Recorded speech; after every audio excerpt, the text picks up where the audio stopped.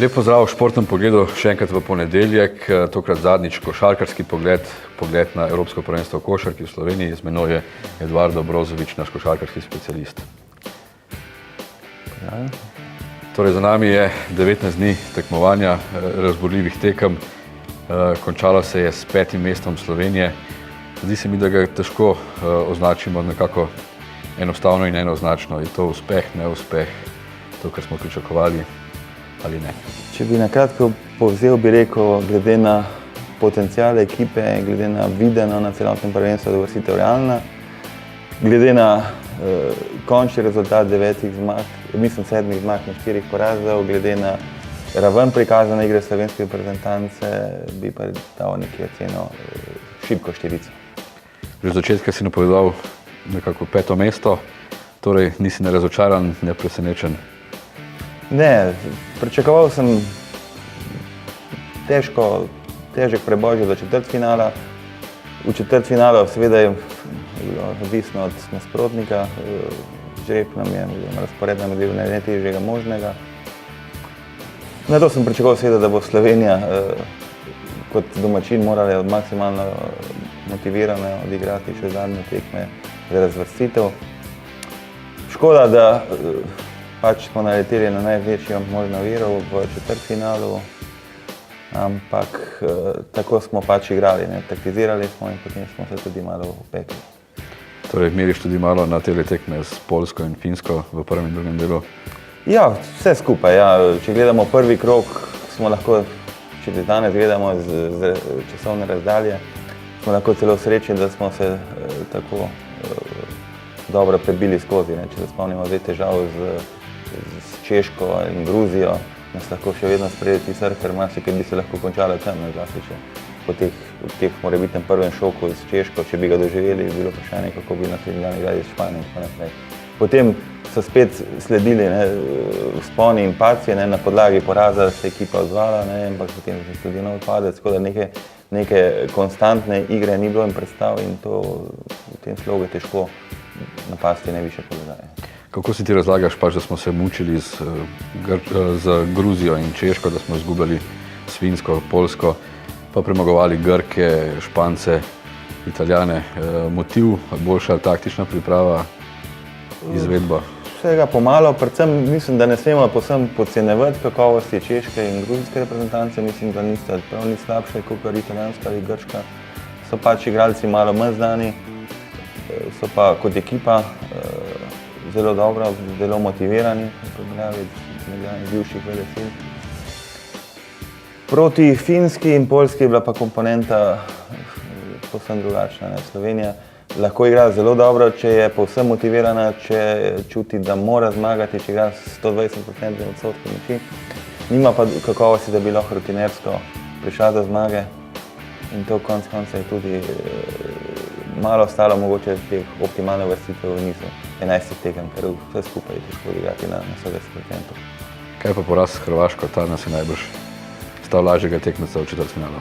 Ta prav gotovo, takrat o tem verjetno ni nihče razmišljal, kaj bo, s kom bomo igrali v četrtfinalu, tekma s Hrvaško bila četrta po vrsti.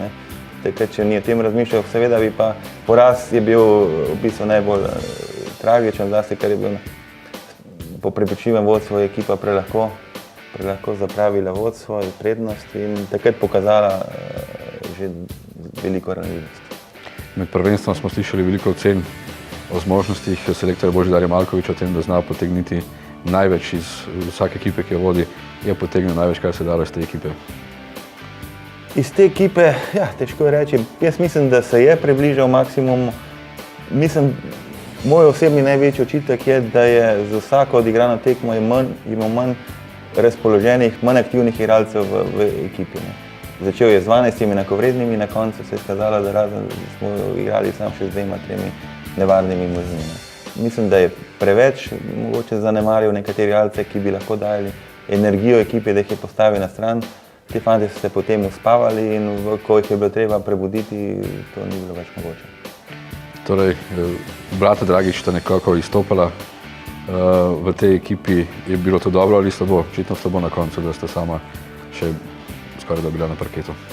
Ja, dobro je bilo, da sta tako dobro igrala. Ni pa bilo dobro, da sta bila praktično malo osamljena v teh vlogah. Zdaj, ali je predvsem Goran kot organizator igre tako diktiral tempo, ali je to trener tako odredil, ali so se drugi igralci tako podredili njima, ne, zdaj težko ugotoviti. Če bi gledal zgolj matematično, je bil učinek nesorazmerno razporejen. Zlasti v zadnjih minutah, ko smo bili zelo predvidljivi, vedeli so, da bo žogo vzel Goran Dragič in poskusil sam nekaj storiti.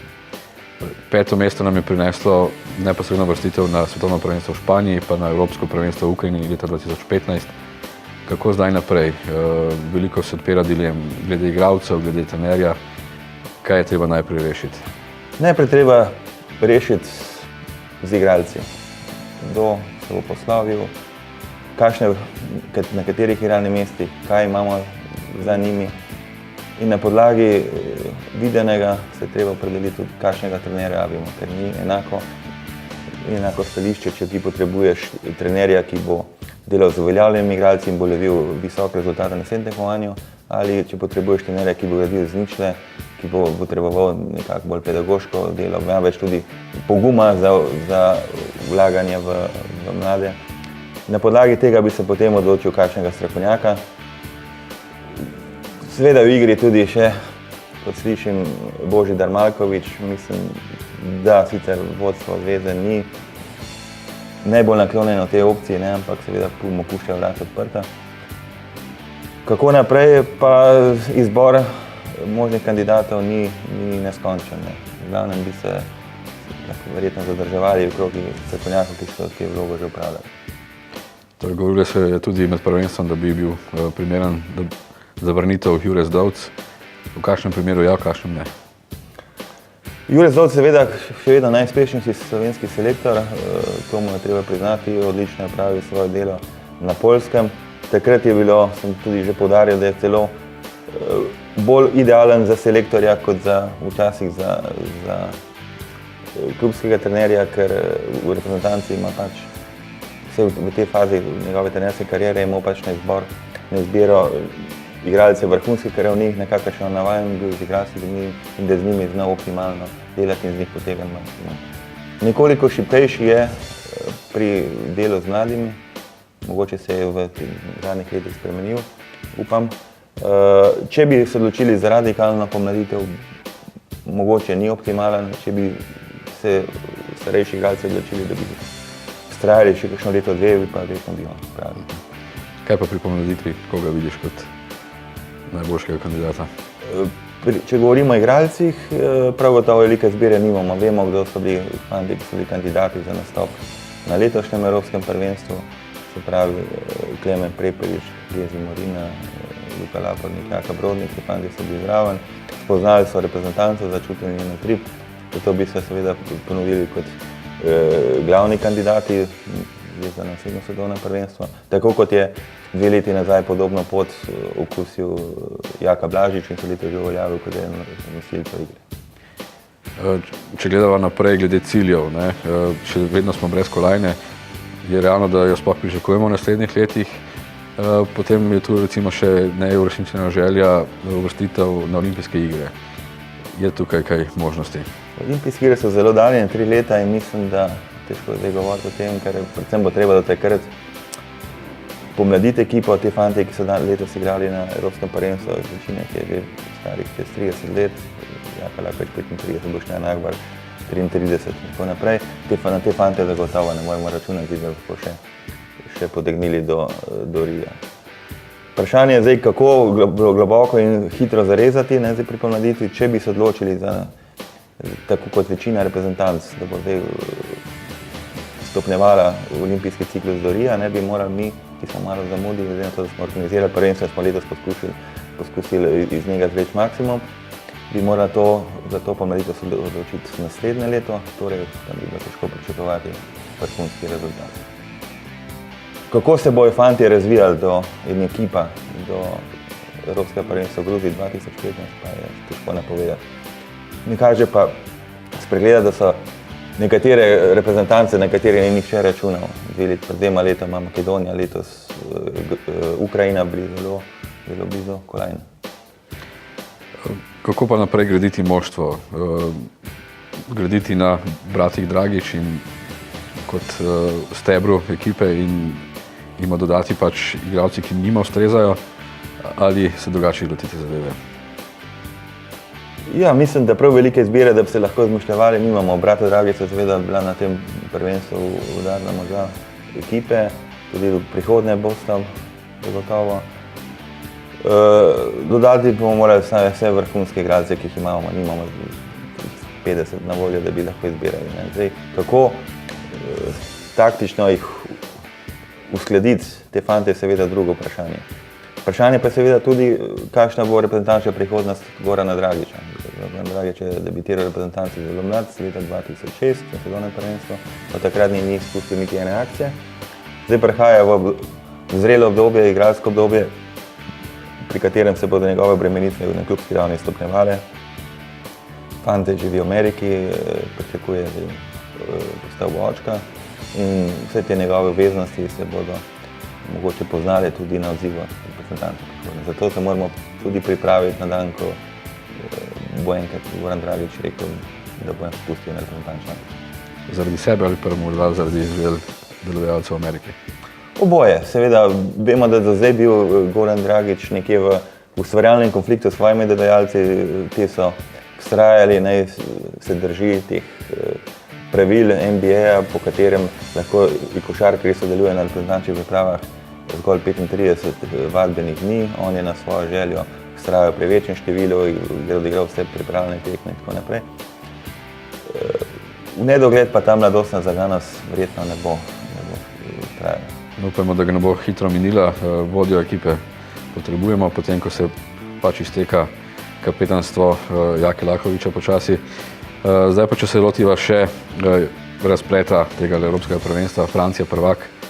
Veliko strokovnjakov je napovedalo, da bo Litva boljša odločilni tekmi, pa je bilo povsem drugače. Zakaj? Ja, Litva je vedno igra všečno košarko, ki je všeč strokovnjakom, igra taktično bogato, igralci so dobro tehnično poslovani.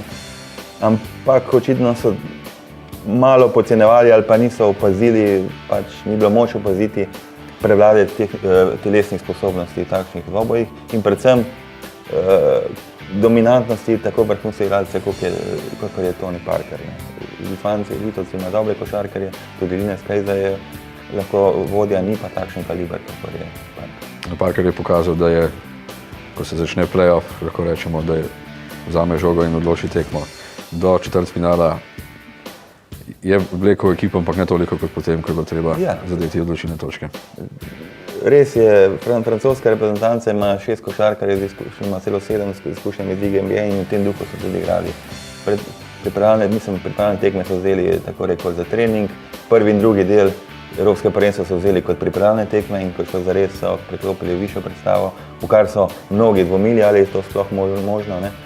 Ampak je bilo. In v vsakom tekmo so igrali bolje, vprašanje bi bilo, kako bi igrali danes verjetno še bolje, kot je včeraj.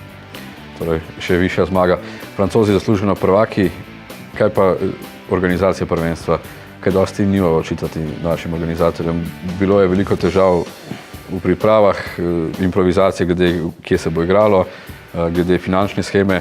Prvenstvo pa je bilo, se mi zdi, zelo uspešno, zelo simpatično. Vsaj v Celju in v Stožicah, ki sem ga doživel blizu, je bilo vzdušje vedno pravo. Ja, prvi dan je bilo nekaj porodnih težav, da so se polomili koši, da je zmanjkovalo elektrike, da so se kvarili semaforji, ampak potem, ko so dodatno izboljšali infrastrukturo, predvsem agregate električnega omrežja in tako naprej, je vse dobilo želeni tok. Mislim, da je bilo prvenstvo, kar se tiče in tako obiska, vzdušja na tekmah, da je celo preseglo pričakovanja, da so vse reprezentance in obiskovalci drugih držav zapustili Slovenijo zadovoljni. Škoda je le seveda, da ne bo stala malo bolj košarkarska infrastruktura. Vemo, da dvorane, ki so gostile evropsko prvenstvo, niso v košarkarskih mestih. To je edina stvar, ki jo lahko obžalujemo, ampak nažalost nismo imeli vpliva. Mislim, da smo z zelo omejenimi sredstvi in z zelo prilagojenimi objekti, potegnili minimum, smo potegnili maksimum. Izkušnja pozitivna, časi težki, misliš, da se bomo kmalu spet lotili kakšnega takega projekta v slovenskem športu? V športu nasploh bi se dalo, seveda v kakšnih drugih športih, pri katerih so vložki malo manjši, zahteve predvsem mednarodnih zvez, bolj življenjske, kakor je to v košarki. Da bi se v košarki še enkrat odločili za evropsko prvenstvo, mislim, da vsaj kakšni 20 leti ne pride poštev za svetovno prvenstvo, mislim, da nimamo ustrezne infrastrukture. Tako da zdaj mislim, da košarkarji naj prepustijo zdaj za nekaj časa na drugim panogam. Hvala lepa za tole analizo. Torej za nami velik spektakel, 3 tedne smo uživali, upajmo, da bomo čim prej spet. Nasvidenje.